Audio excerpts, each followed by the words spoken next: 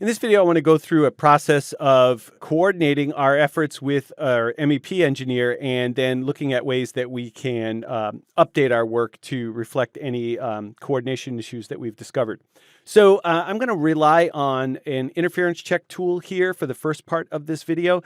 This tool is only available in the full version of Revit. So if you have Revit LT, you won't be able to do the automatic interference check. You'll have to do that manually. But in both cases, once you've identified clashes or problems with the coordination, you will be able to reload your Revit link to solve the problem. So let's go ahead and start with the first part, which is running the interference check. Now, here in this model, you can see up in the ceiling, this blue information here. If I hover over that, that's a Revit link. And if I click to select it, you can see that all of that ductwork is part of that Revit link. So there may be some things that you can spot visually easily enough, like this diffuser that's poking down through the ceiling, but there may be other things that may not be as obvious, and that's where the interference check tool is really handy. So let's go to the Collaborate tab, and here on the Collaborate tab on the far right, we have this interference check dropdown here. So I'll click that, and what I want to do is choose Run Interference Check.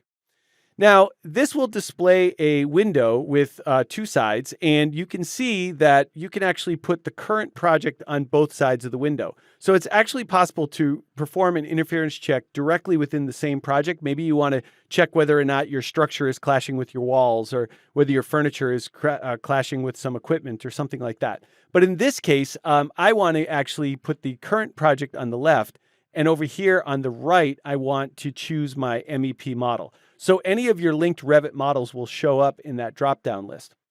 Now, next, you need to choose one or more categories on each side, and it will compare those categories to each other.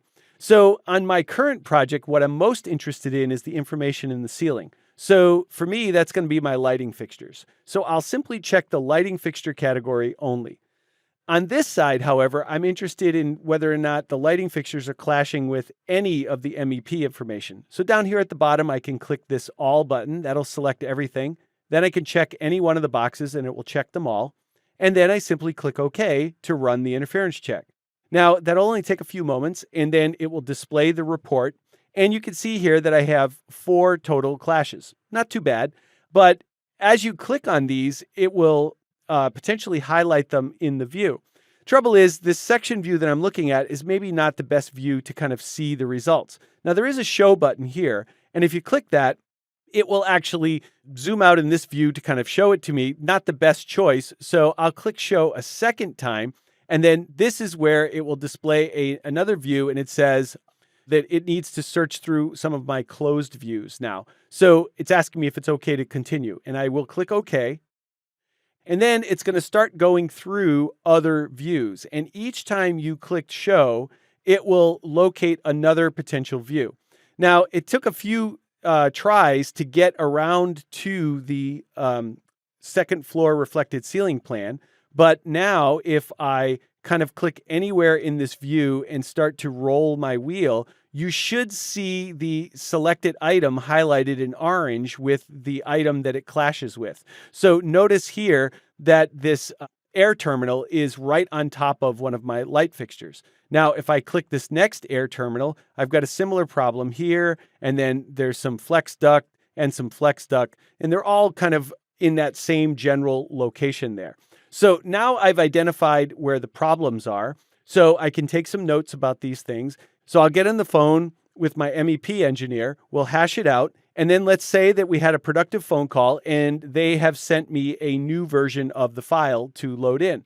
So I will scroll down here on the project browser to the very bottom, locate the MEP model, right-click it, and then I have this reload from option right here. Now, there's also reload, but the trouble with reload is it will just reload the same file. And so if they didn't update that same file directly, then that's not going to help me. What they did instead was they sent me a new version of the file. So I'll choose reload from instead. And here's that file right here, MEP model updated. I'll open that. And it will tell me that it's not going to bring in a copy of my architectural model. That's perfectly fine. I'll close this. And you can already see here in the reflected ceiling plan that those air supply ducts have moved over. And what you can do now to verify everything is go to the interference check dropdown, choose Show Last Report, and then click Refresh. And so that will perform the same interference check over again.